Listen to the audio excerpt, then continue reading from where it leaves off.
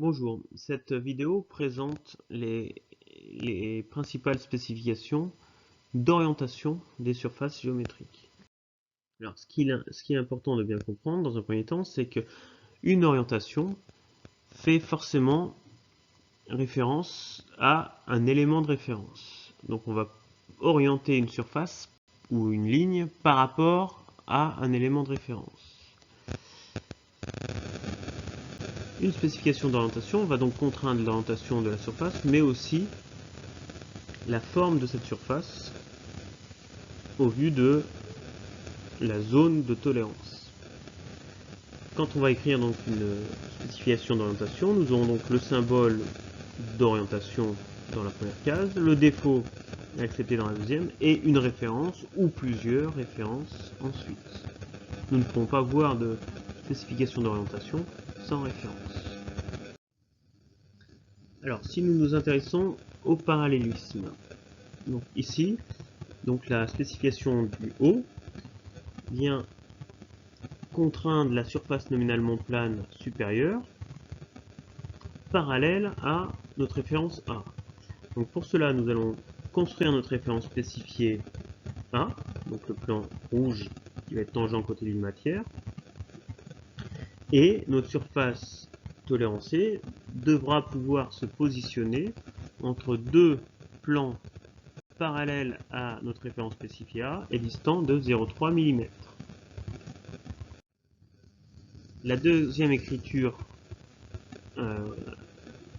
écrite sur ce dessin, on vient tolérancer non pas un plan mais un axe, puisqu'on pointe sur la cote de diamètre du perçage ou du cylindre, et donc cette ligne nominalement rectiligne devra pouvoir se positionner entre deux plans distants de 0,2 mm, ces deux plans étant contraints parallèles à notre référence spécifiée A, donc construite comme sur l'image précédente.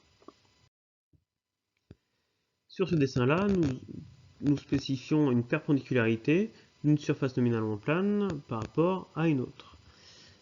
Donc la référence spécifiée A est le plan A tangent côté ligne matière minimisant le défaut de forme à la surface nominalement plane A, et la zone de tolérance dans laquelle doit pouvoir rentrer notre surface nominalement plane et le volume compris entre deux plans distants de 2 centièmes de millimètre, ces deux plans étant contraints perpendiculaires à notre référence spécifiée A.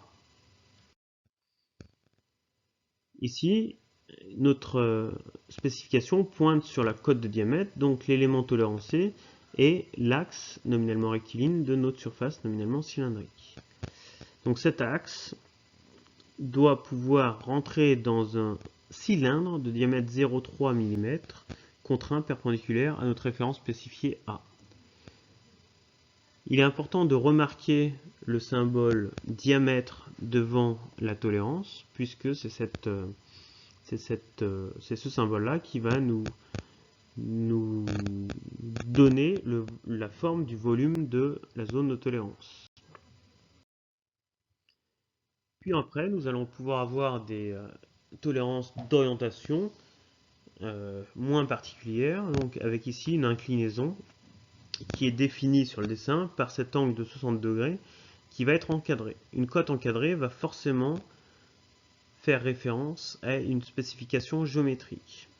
Donc ici, la surface nominalement plane qui est tolérancée doit pouvoir se positionner entre deux plans distants de 0,05 mm et contraint orienté de 60 degrés par rapport à notre référence spécifiée A. Cette référence spécifiée A, je vous le rappelle, a été construite en prenant un cylindre tangent côté libre matière à notre surface nominalement cylindrique A, minimisant le défaut de forme au critère du diamètre minimum, puisqu'on est sur un arbre. Et une fois ce cylindre parfait construit, nous pouvons le dériver pour obtenir l'axe qui est notre référence spécifiée A.